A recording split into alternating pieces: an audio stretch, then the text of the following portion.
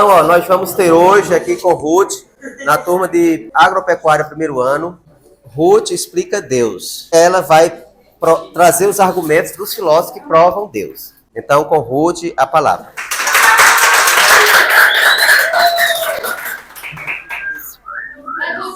Obrigada. Então, qual é o nosso objetivo a partir daqui? É entender, de um ponto de vista filosófico, o que alguns filósofos falavam a respeito da existência de Deus, ou também as crenças que existiam. Por exemplo, nós vamos começar aqui, já vou lançar essa pergunta para vocês, né? Vocês acham que Deus existe? Sim! Todo mundo acredita que Deus existe aqui? Sim! Pronto. O agnosticismo e o ateísmo são dois tipos de crença com relação à existência de Deus, com relação à existência do divino. Agora vamos ver o que acontece. O que tem de comum entre essas duas palavras é esse azinho aqui no começo. Estão vendo? O A, ele tem aqui o sentido de um prefixo de negação. Ou seja, eu estou negando aqui algo que vem logo na frente da palavra. Agnosticismo. Gnós vem de conhecimento.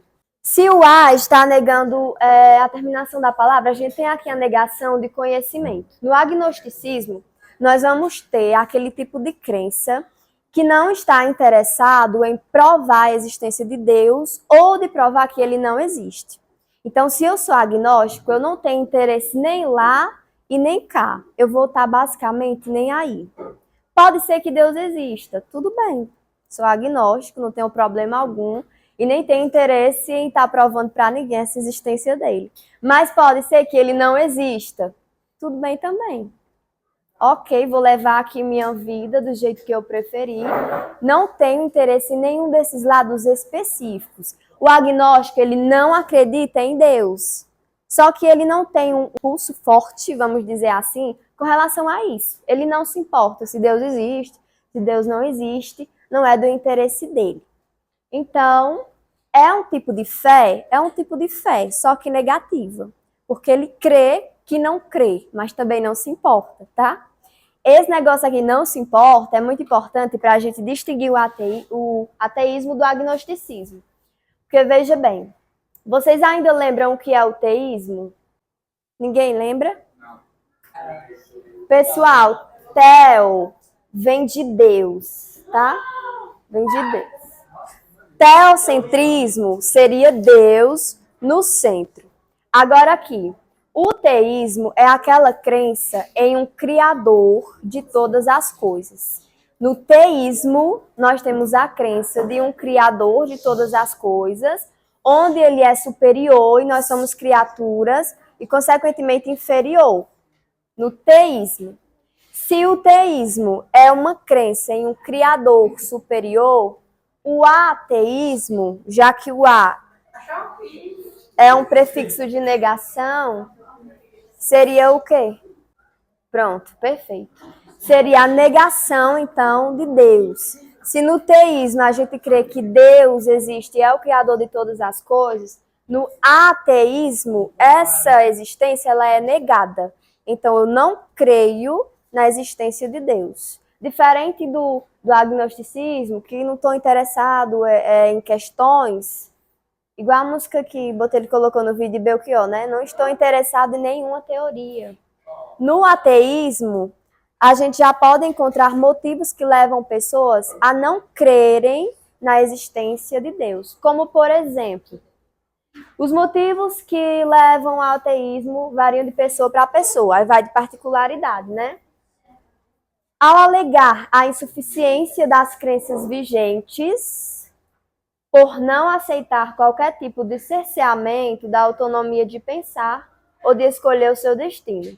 Ou seja, existem ateus que não acreditam nas explicações que as crenças nos dão como suficiente. Então, o cristianismo tem uma explicação para a existência de Deus, ou o judaísmo tem outra, ou o que quer que seja. O ateu, ele não vai acreditar na suficiência dessas explicações, desses argumentos. E um desses motivos também é por conta do cerceamento da nossa autonomia, que seria basicamente uma interferência dessas crenças na nossa capacidade de tomar decisões. Então, se você é cristã, o cristianismo ele vai interferir nas suas decisões. Você vai viver uma vida que seria de acordo com a vontade de Deus, segundo a sua fé, que é pautada na Bíblia. Já o ateu, ele acredita que essa interferência ela não deve existir. Você tem autonomia sobre a sua própria vida, você vai decidir e não tem que Deus estar interferindo. Não existe um Deus para estar interferindo na sua roupa, no seu jeito de falar ou no seu estilo de vida. Então, resumindo, o agnóstico, ele não crê, mas ele também não está nem aí.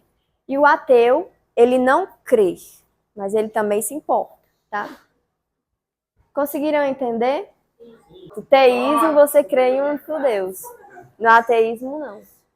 Agora, prestem atenção nesses argumentos, porque para não ficar confuso e vocês entenderem do que se trata principalmente cada um. Esses argumentos, eles são argumentos que provariam a existência de Deus. São argumentos que foram levantados por alguns filósofos. Argumento ontológico, argumento cosmológico e argumento de desígnio. Os três seriam para provar a existência de Deus.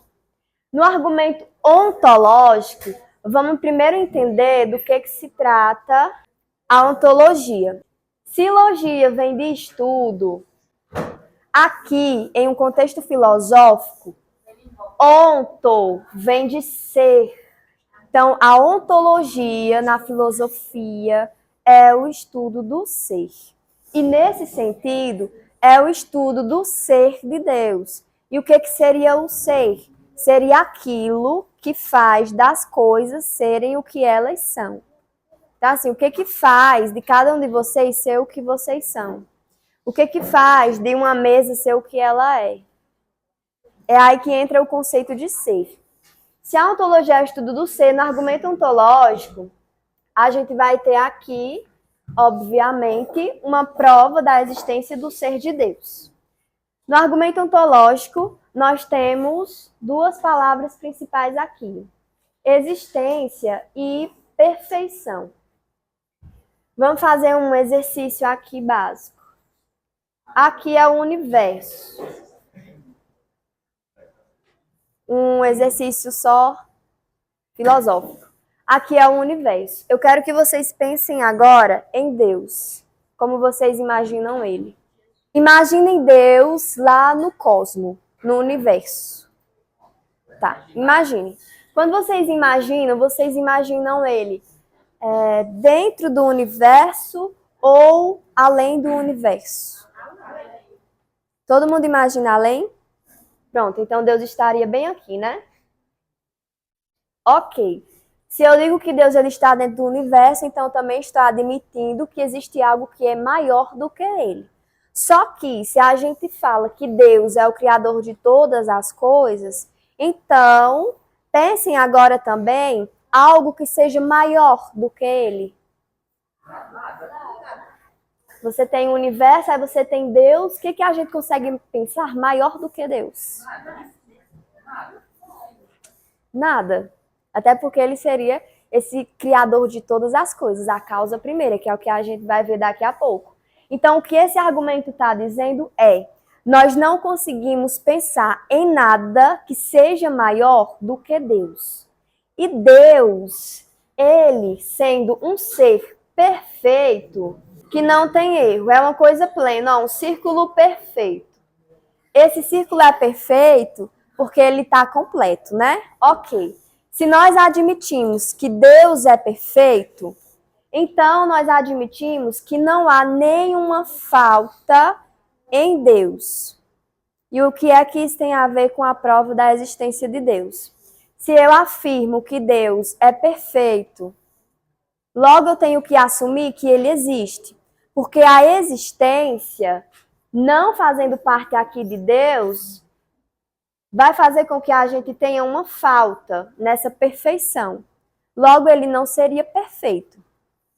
Vamos lá de novo. Deus é perfeito. Se ele é perfeito, então ele existe. Porque se ele não existir, está faltando nele algo que vai deixar incompleto essa perfeição. Se é perfeito, não falta nada. E nem a característica da existência. Se falta a característica da existência em Deus, então ele não seria perfeito. Então esse argumento vai dizer: Deus é perfeito, logo ele existe.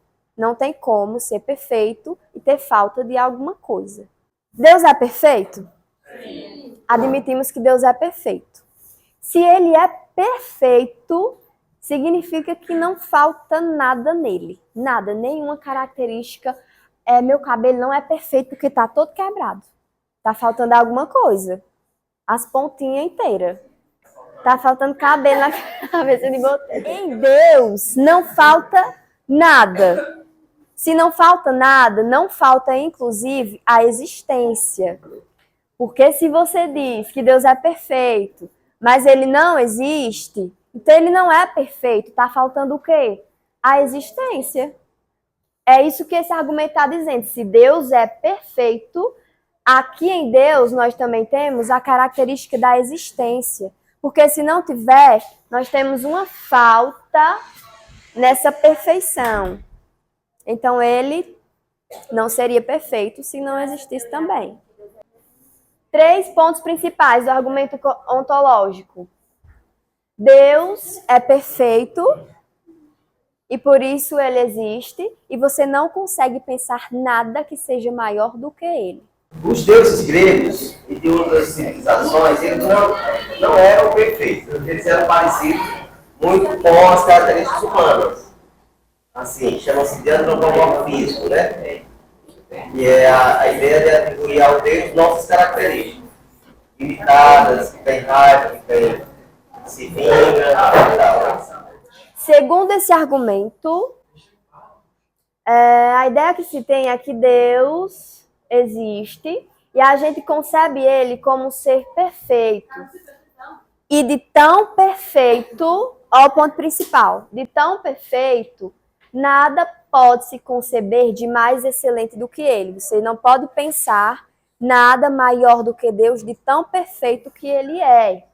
É possível conceber que Deus deve também ter a perfeição da existência.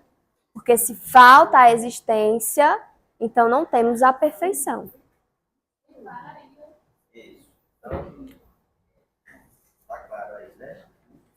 Todo mundo entendeu? Existir é só...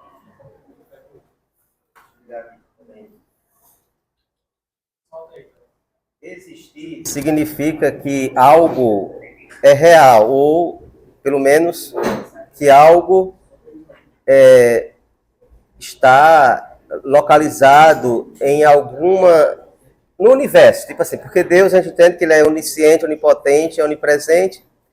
Então Deus, na categoria cristã, ele tem essas compreensões da plenitude, da perfeição, da totalidade, do absoluto.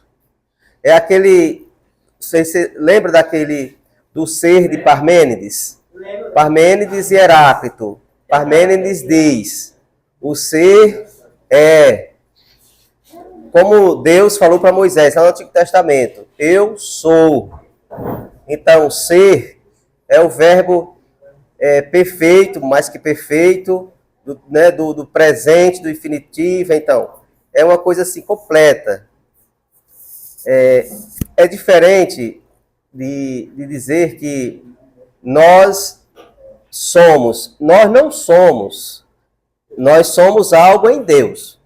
Nós existimos assim, enquanto condição humana que está ainda em processo.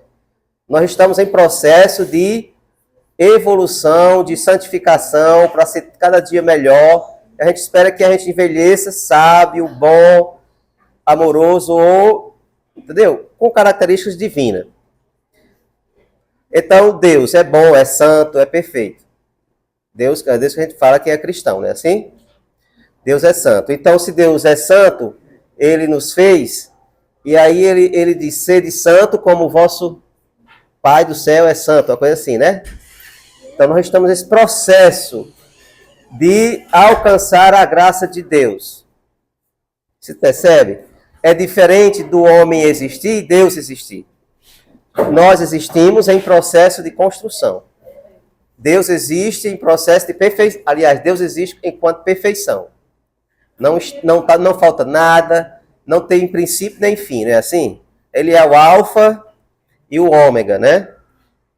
Certo? Essa é a plenitude. Mas para dizer isso, aí os filósofos têm que buscar fundamentação filosófica para convencer os caras que também são pensadores e críticos, para que eles entendam que a existência de Deus também é algo que está dentro de uma lógica, de uma razão humana. Assim, por mais que a gente não queira entender, claro que a gente já viu que a razão ela se limita aonde ela não consegue ir além, né? A razão.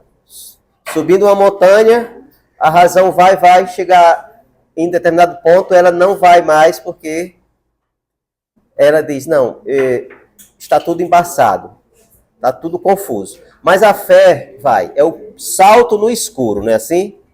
A fé. Então, por questões de fé, a gente aprende na catequese e também filosoficamente pelos pensadores, Tomás de Aquino, Santo Agostinho e outros mais pensadores também evangélicos, protestantes, e também se preocuparam em fundamentar filosoficamente a existência de Deus. Mas é preciso provar que Deus existe para você crer nele? Não, isso é uma questão filosófica, porque a filosofia se preocupa com a existência das coisas. O que é que existe? O que é que não existe? Para que existir? Para que não existir? Quem é Deus? Quem sou eu? Entendeu? A gente não tem essas perguntas? Isso é filosofia. Quem sou eu? Para onde eu vou? De onde eu vim? O que serei? Mas você tem dúvida pelo menos quanto ao futuro, né? Então, mas você tem muita dúvida porque às vezes você pensa que é uma coisa, mas de repente você se descobre outra. Diante de quê? Da raiva, da provocação de alguém, não é assim? Beleza. Então a gente está filosofando acerca de Deus. Vai lá, por favor, pode. Então, como o Botelho já falou, se a gente vai explicar alguma coisa do ponto de vista filosófico, é importante que se use a lógica ou então argumentos que são muito bem firmados, argumentos bem concretos, porque você está explicando filosoficamente. Então, os filósofos, eles costumam sempre criticar as teorias de outros filósofos. E criticar não é no sentido de falar mal, mas levantar aqui outro pensamento que é diferente do que outro filósofo já pensou. Então, tem filósofo que vai admitir que é possível explicar através da lógica a existência de Deus. Já tem um filósofo chamado Kant, por exemplo, que diz que você não tem como explicar Deus porque não tem como colocar ele à prova. A gente não leva Deus em um laboratório científico para ter provas científicas da existência dele. Aí a gente tem que partir para a lógica, alguns filósofos partiram para a lógica, ou pela força do argumento. Aí tem que ser bem fundamentado, né? Então aqui a gente tem um ponto de vista mais lógico nesses três argumentos. Então no ontológico a gente admite que Deus é perfeito, logo Deus existe, porque não pode ter a falta da característica da existência, senão não seria perfeito. Agora o argumento cosmológico. No argumento cosmológico, aí a gente vai ter a ideia de causa e efeito. Isso aqui é o que vai ajudar a gente a compreender. Porque, veja bem, se tudo que existe tem uma causa e tem um efeito,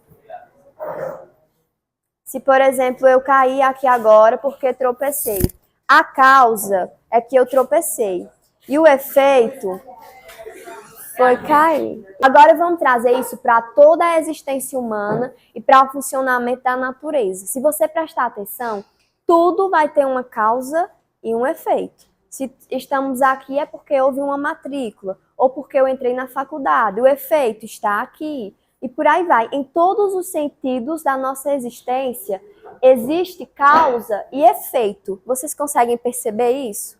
É simples de você perceber. Então, nesse argumento, essa é a característica principal. Por quê? Porque se tudo tem uma causa e um efeito, com relação à existência do universo, vai precisar haver uma causa. Como é que surgiu do nada? Como é que a gente explica que surgiu do nada? É mais complicado. Esse argumento vem dizer, deve haver uma causa e uma causa primeira que também não houve uma causa anterior.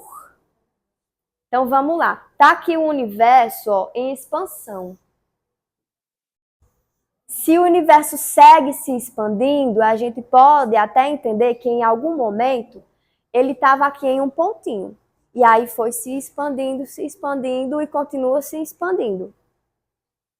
Nesse pontinho, a gente teria então a causa da origem do universo. Essa causa ela tem que ser perfeita também e não pode ter sido causada por nenhuma outra. E que causa seria essa, então? Deus. A criação de todo o universo e de tudo que existe. Então, nesse argumento, Deus seria o que Aristóteles chama, que vocês já estudaram, de motor imóvel, o originador de todas as coisas, e que não foi criado por ninguém. É por isso que, como Botelho falou na estante, quando a gente vai falar da existência de Deus, a gente costuma também falar que ele é, não que ele existe, mas que ele é. A categoria de existência, na filosofia, atribuída a Deus, não é correta. Mas nós não temos outra palavra para dizer que Deus existe, a não ser dizer que ele é. O ser perfeito, como diz Parmênides, que fala que a esfera é perfeita, porque ela tem todos os lados na sua dimensão externa e interna. Então, ela é perfeita. Aí Parmênides vai dizer, aquele que não é ser, não é, são apenas aparências, como que sombras, ilusões, certo? E aí, quando a gente vai falar de Deus, a gente tem que usar categorias humanas, certo? Ser. Eu acho que a expressão maior para falar de Deus é que ele é, assim como ele falou lá no Antigo Testamento. Dizer que Deus existe, filosoficamente, a gente vai entender que existir, o que é que significa existir?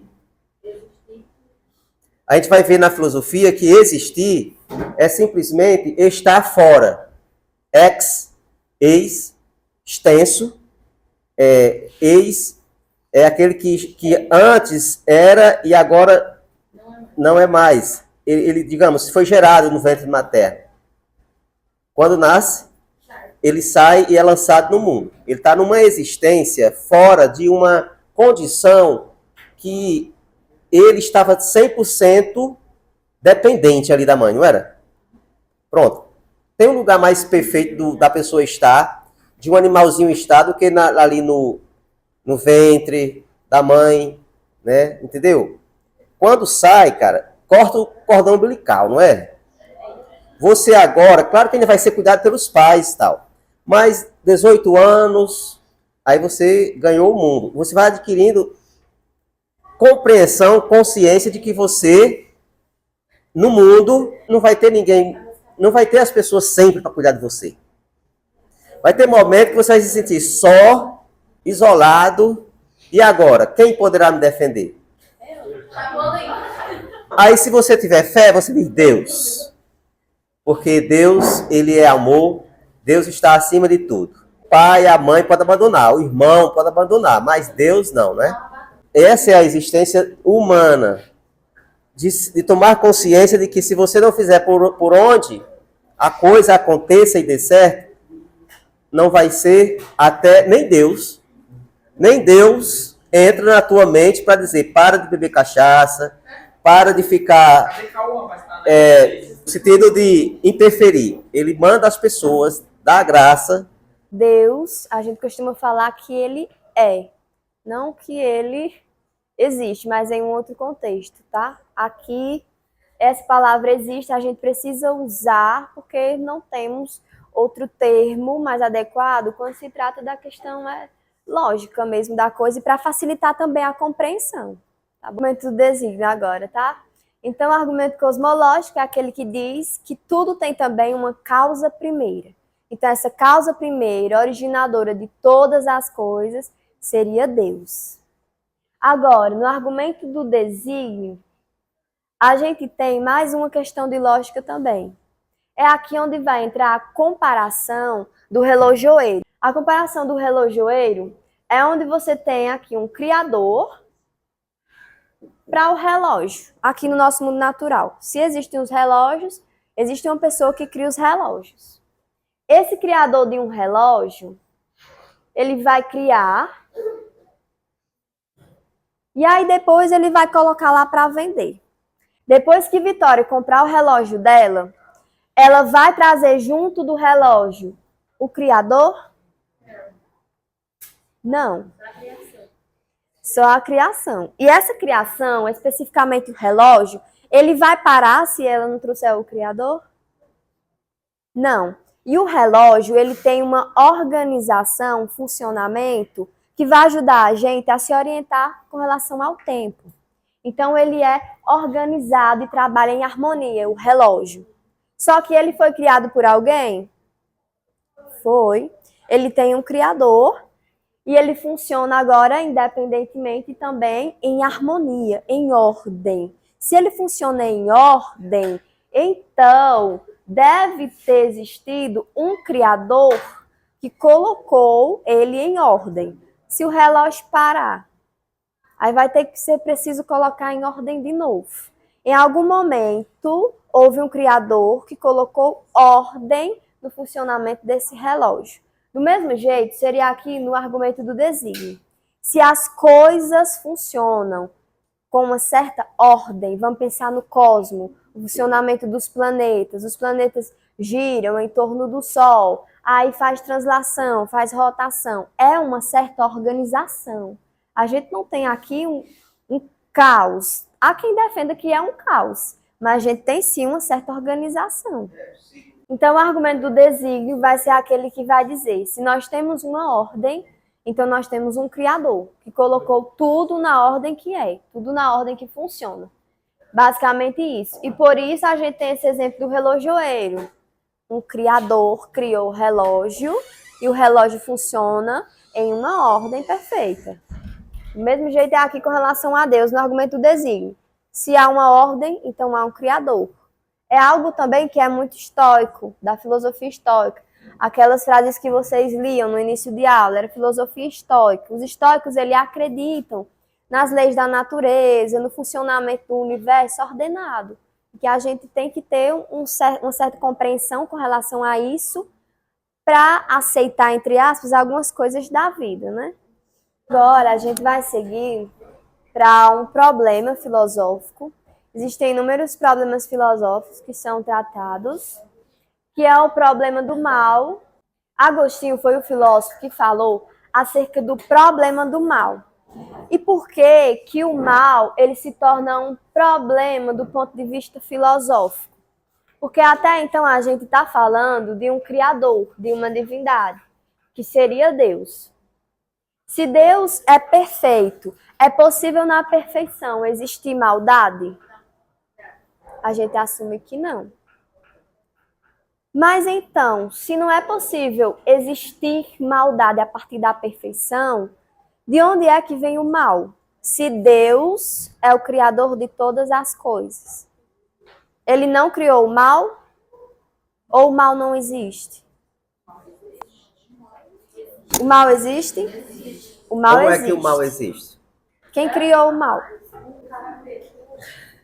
Veja bem, preste atenção, que se você assumir que o diabo criou o mal, se você me falar que o diabo criou o mal, eu vou entender que nós temos então para o universo dois criadores. Conta, quem criou o mal? Adão e Eva. Se eles não tivessem comido a maçã, não teria morrido. Foi a cobra que mordeu a maçã e deu a Eva. Na maçã.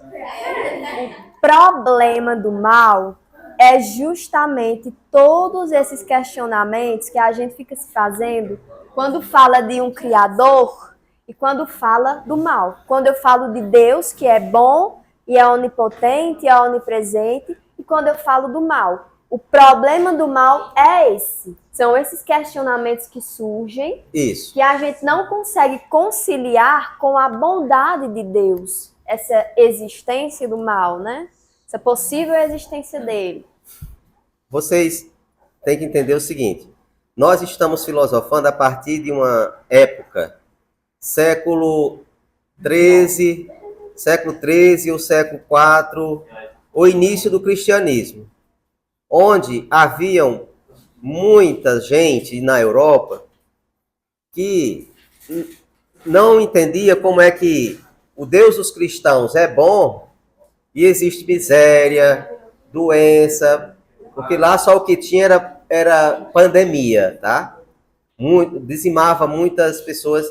Como é que vocês falam de um Deus perfeito que morreu na cruz? Que Deus é esse? Então, a gente está falando de uma época onde era necessário argumentos filosóficos e teológicos, porque uma coisa está ligada à outra, para explicar a existência de Deus, que é a bondade, e também uma possível existência do mal.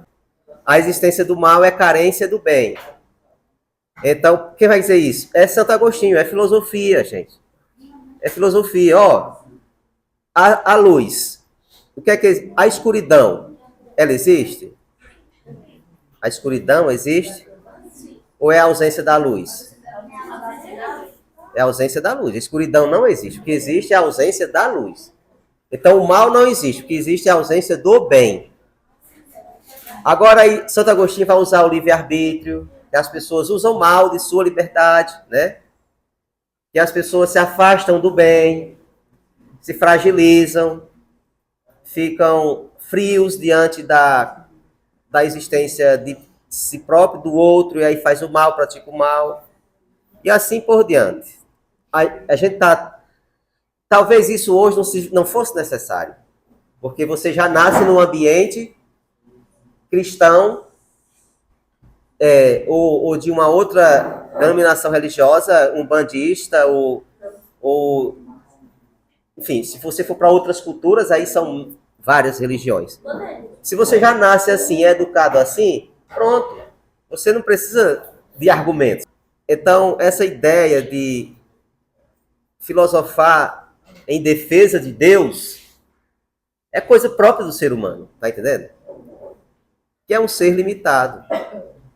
Então, a filosofia desse período que a gente está, a Idade Média, do século I ao século XV ou XIV, você vai ver uma filosofia da apologia.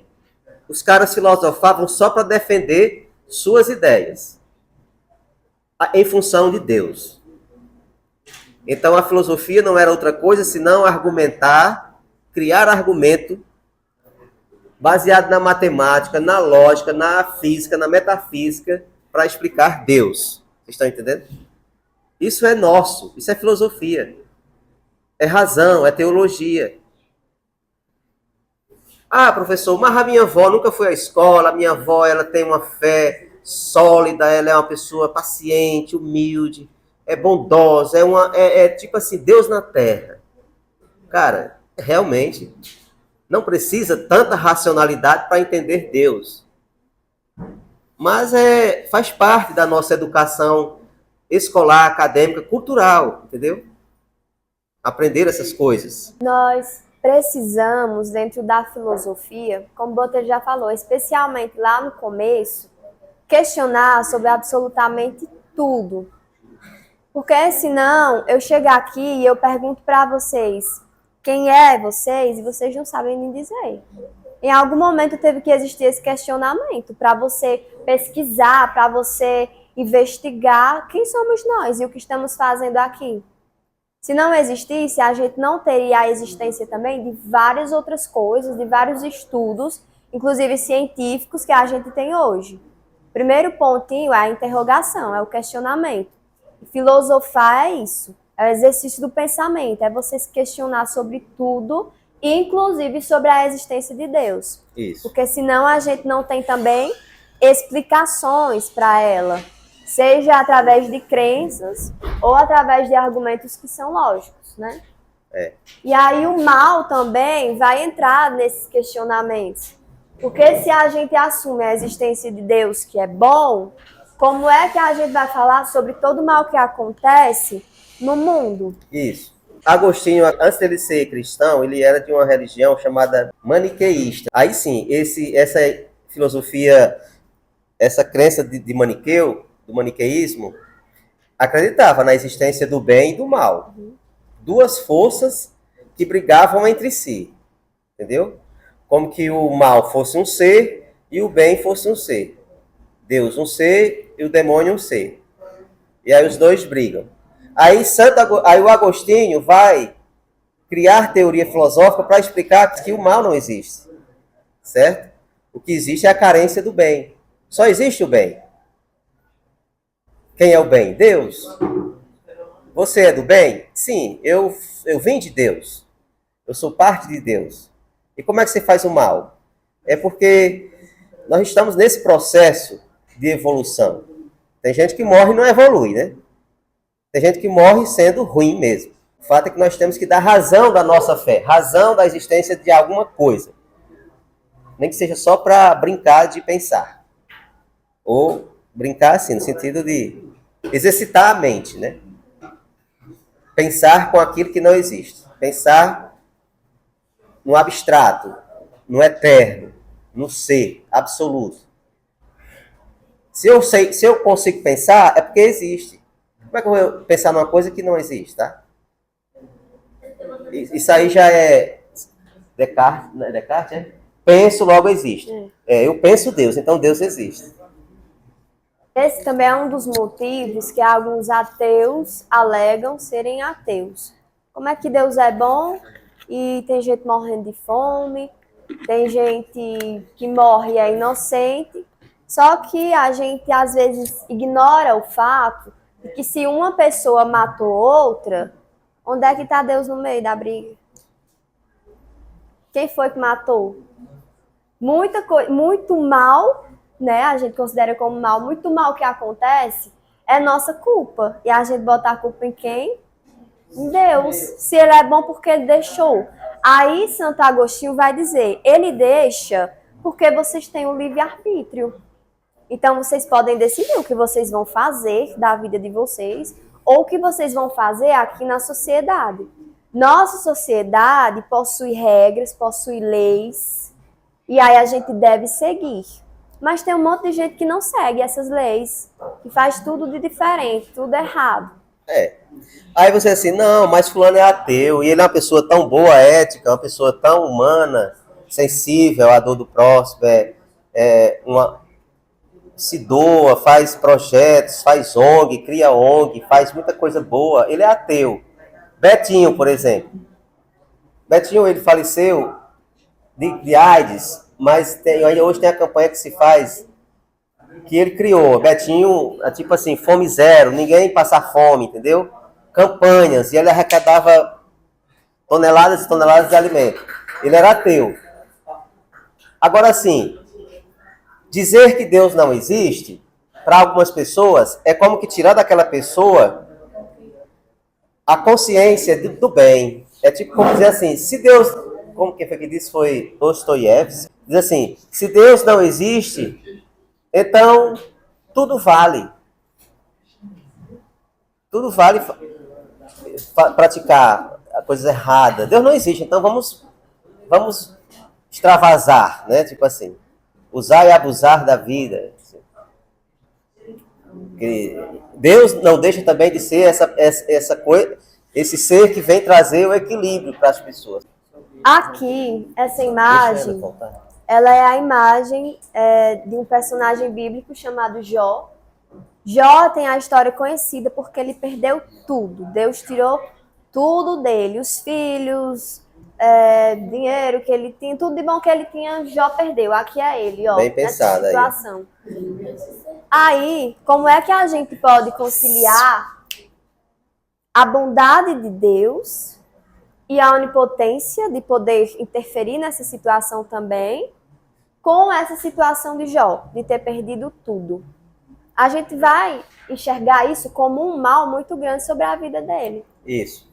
E aí, como é que eu penso um Deus que é bom, permitindo que Jó passe por todo esse mal, né? É um exemplo. A que é questão muito teológica, aqui já fazendo um parênteses, porque Jó sofreu tanto assim, o que era que Deus estava querendo dizer para a humanidade? Teologicamente não, mas a gente costuma interpretar que Deus permitiu, porque ele já teria certeza também da fé de Jó. E hoje ele é, inclusive, uma referência de fé para a gente, né? Pronto. Por ter passado por tudo isso. Então, assim, não é querendo parecer saber alguma coisa, mas eu já estudei 2 anos de teologia e eu estudei justamente o Antigo Testamento. Só o Antigo Testamento, 2 anos. Eu ia entrar no Novo, aí saí. Deus permitiu que acontecesse o sofrimento de Jó para dizer que, acreditando ou não em Deus, algo de mal, doença, perda de bens, pode acontecer. Tipo assim, a teologia da prosperidade. É assim, ainda já existia nesse tempo, certo? Se fulano é bonzinho, é santo, é uma pessoa de Deus, então ele só vai ter bonança. Só vai ter o bem chegando na casa dele, na vida dele. É filhos bonitos, bons, inteligentes, é riqueza, é alegria, é felicidade, progresso, porque ele ama a Deus. Deus abençoou. Aí, para quebrar essa ideia, diz assim, como é que Deus consegue permitir que uma pessoa tão boa como Jó sofra? É justamente para tirar essa ideia de que as pessoas boas também são passíveis de sofrimentos da natureza, da condição humana. Eu não posso julgar o outro porque ele é leproso, pobre, doente. Fulano foi castigado por Deus, porque ele é pobre, leproso. Antigamente tinha isso? Da lepra? Hoje não, é Hanseníase, mas enfim. Então, para tirar essa ideia preconceituosa em relação ao próximo, Deus permitiu que isso acontecesse. Essa é uma leitura teológica também, né? Mas a que você falou está correta também, mas é só para dizer isso. Que você é bonzinho, reza todo dia, vai ao culto, à missa todo dia, faz o bem todo dia, não quer dizer que você está isento de qualquer sofrimento, dor, né? Perda, angústia da vida, não. Certo? Então, essa interpretação é a que a gente tem como momento, só que existem também pessoas que acham insuficiente, né? A gente falar que Deus permitiu, para a gente perceber também que mesmo crendo, essas coisas podem acontecer. Existem muitas pessoas que acham insuficiente essa explicação. E aí podem problematizar ainda mais e querer uma explicação mais lógica, né? E aí já vai para um lado teológico mais aprofundado. Mas vamos voltar para Santo Agostinho. Então aqui é só um exemplo de onde o problema do mal ele também pode aparecer. Agora, em Santo Agostinho, a gente tem o mal como um não ser.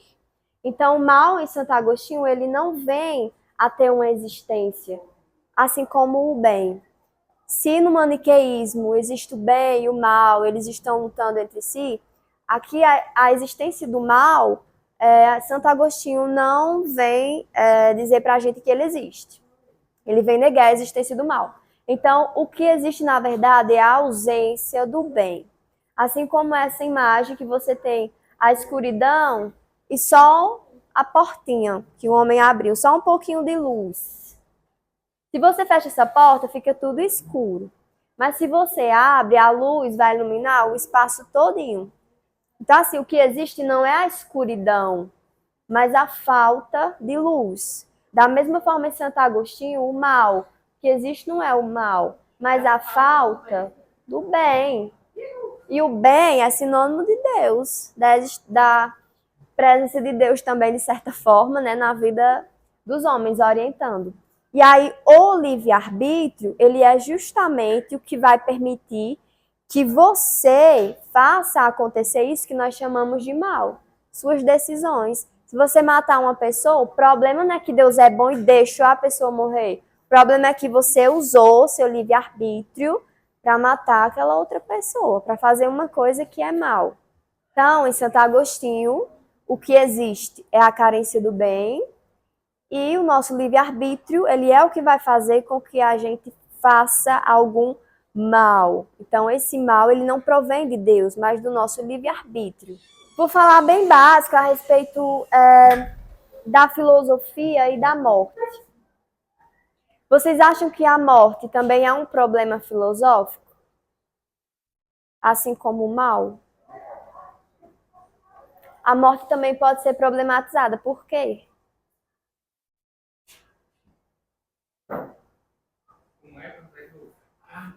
A morte também pode ser um problema filosófico. Por quê?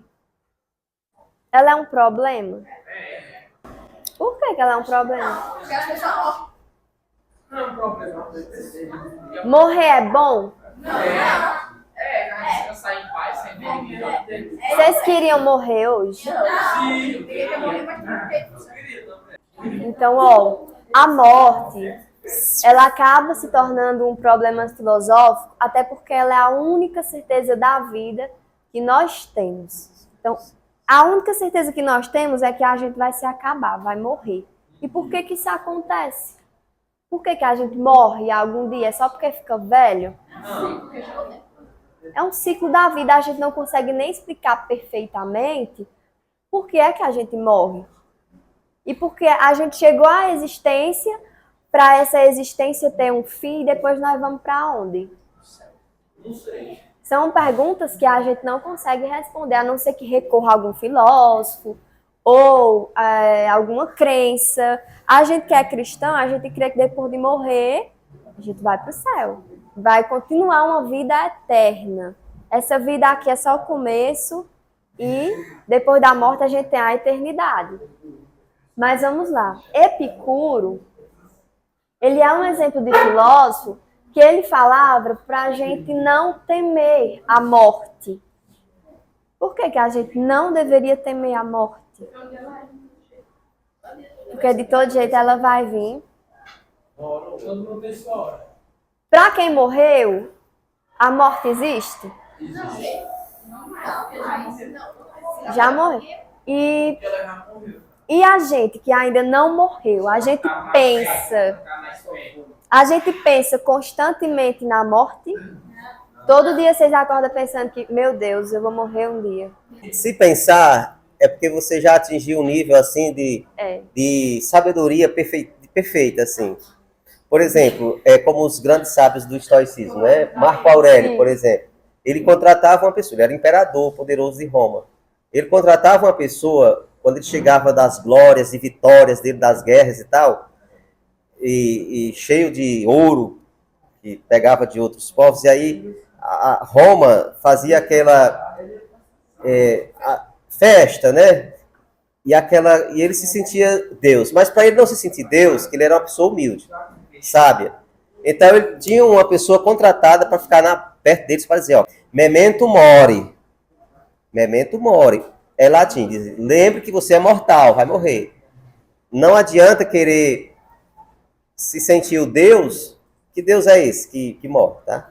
Então, o Marco Aurélio, ele tinha muito essa ideia da morte presente, porque, gente, é ruim a gente receber críticas e quando é desconstrutiva, pior ainda, né?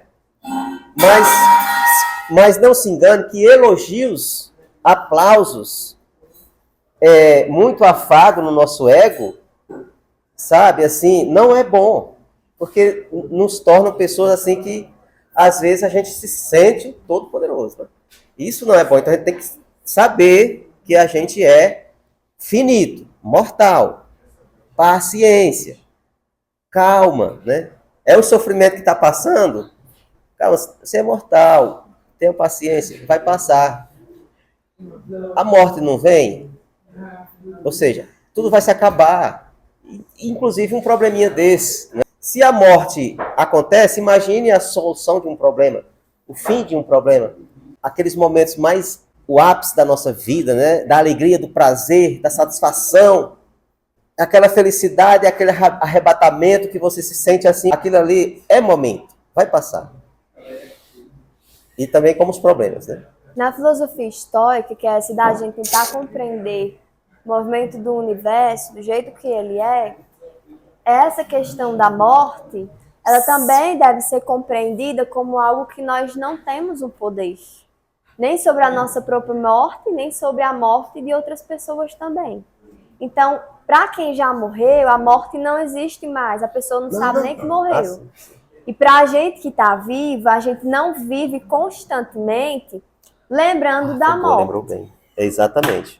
Apesar de também ser importante. E não lembrar no sentido de querer morrer. Mas lembrar que você vai e que enquanto está existindo, é necessário viver verdadeiramente. Então, não só tá vindo para a escola, na exaustão. Se você espera pelo final de semana para você se sentir livre e bem, tá complicado, então, a sua existência, viu? Se eu só sou feliz no final de semana, aí se existir uma lei, acabou folga no final de semana. Pronto, acabou minha existência, né? Só vou ser feliz quando me formar. Aí você se formou, e agora? Não, agora eu quero um trabalho. E agora? Agora eu quero muito dinheiro. E agora? Você feliz quando eu morrer. Pois é, aí chega a morte e você acaba não sendo feliz em nenhum momento, né? Esse negócio da gente querer agarrar a felicidade é um erro também. Ela que queria agarrar a pessoa. Então, para Sócrates, por exemplo, a morte é interpretada como uma forma também de liberdade. Até porque o Sócrates, ele morreu. E foi que matou Sócrates? Foi alguém?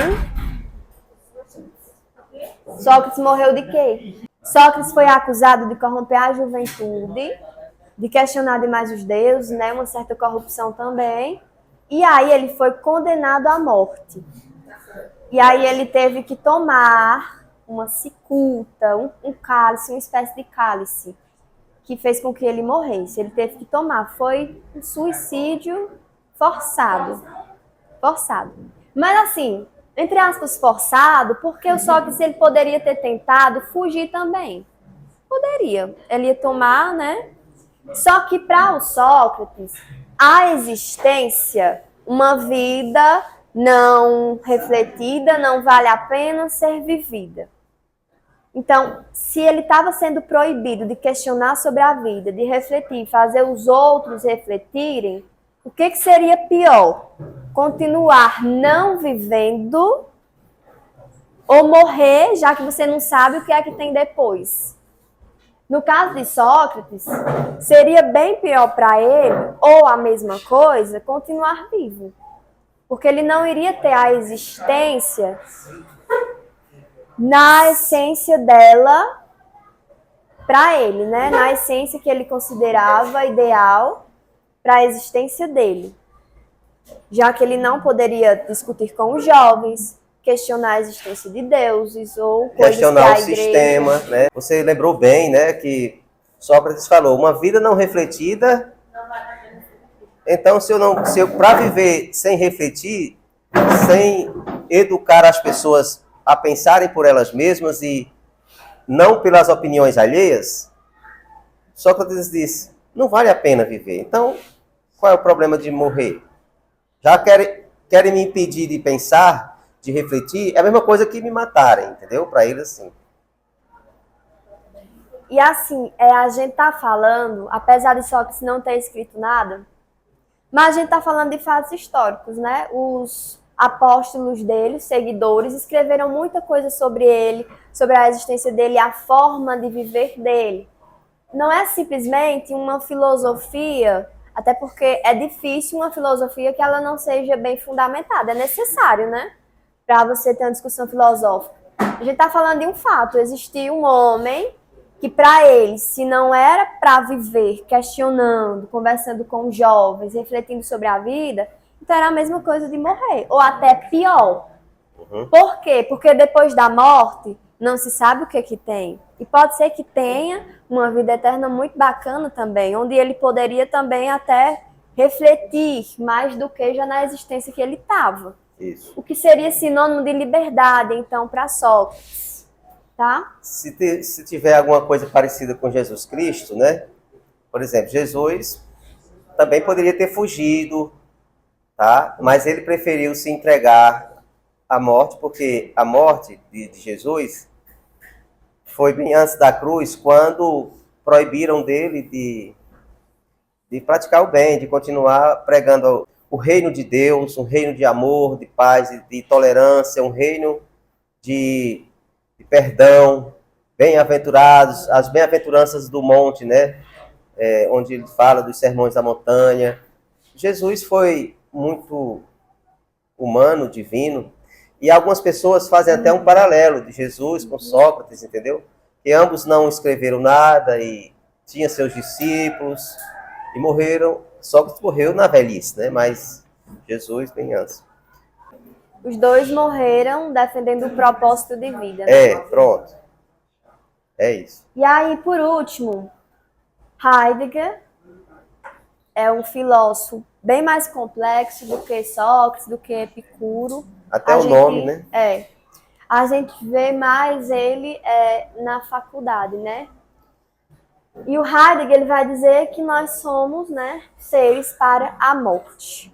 Então, aqui, basicamente, compreender a morte como o inevitável de todo aquele ser que existe. Nós somos seres que estamos aqui, que em algum dado momento da nossa vida nós vamos morrer. Então, nós somos seres para a morte, o que pode perturbar muito, mas também pode fazer refletir e viver verdadeiramente. E aí, antes de vocês irem para o lanche, ou melhor, antes da gente ir para as questões também, só lembrar para vocês que a filosofia, ela não é meramente uma disciplina ou alguma coisa que eu sei que muitos consideram, não sei aqui no ambiente de sala de aula, mas a gente já sabe que para a sociedade até a filosofia ela é algo mais dispensável. Só que a filosofia ela é dispensável justamente por ela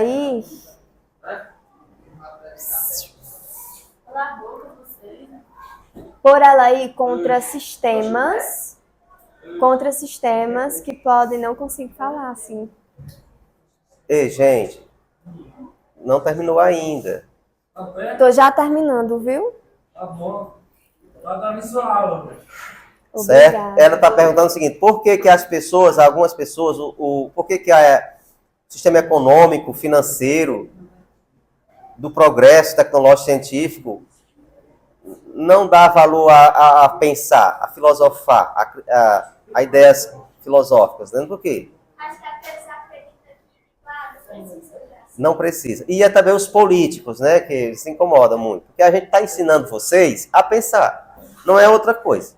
Não ensina filosofia a ninguém. Kant quem diz, né? E se ensina a filosofar. Tá? A ideia é essa. Filosofar até se Deus existe. Imagine se filosofar também sobre como você vai votar no seu candidato, que você não pode vender seu voto. Vamos filosofar sobre pessoas que falam de políticos corruptos e vendem seu voto. Por que vendemos os nossos votos? Porque uma pessoa se submete a vender seu voto. E ainda mais da família toda. Né? Então, qual é a consciência filosófica crítica dessa pessoa? Tem? Politizada? Não tem, porque ele está vendo a política como um bem imediato ali. Meu voto vale um saco de cimento, então eu mereço um saco de cimento.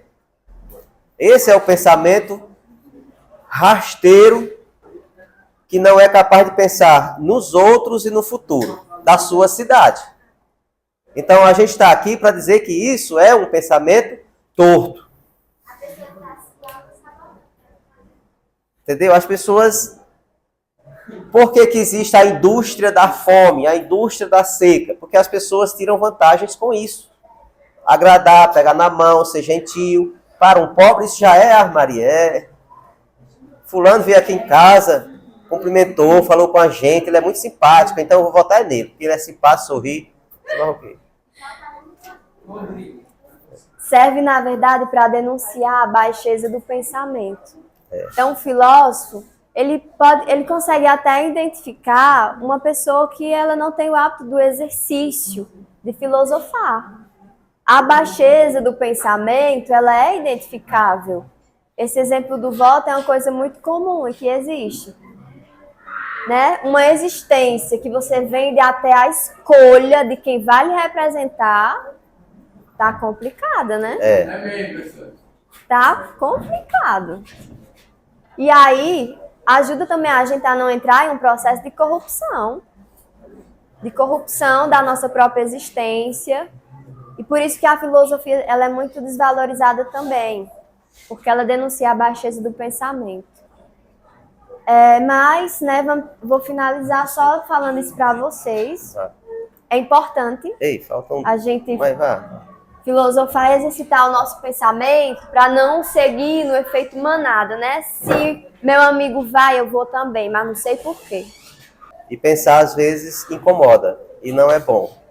É melhor não pensar e escutar esse lixo cultural que a gente, às vezes, é obrigado a escutar. Músicas eletrônicas, zoada, coisas que, às vezes, denigrem a própria imagem feminina e a gente escuta. Gente, é isso. A gente agradece a Ruth.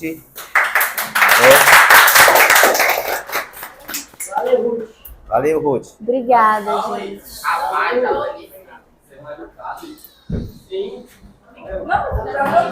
Bom, então até a próxima, né, Ruth? Tchau, gente. Até a próxima aula.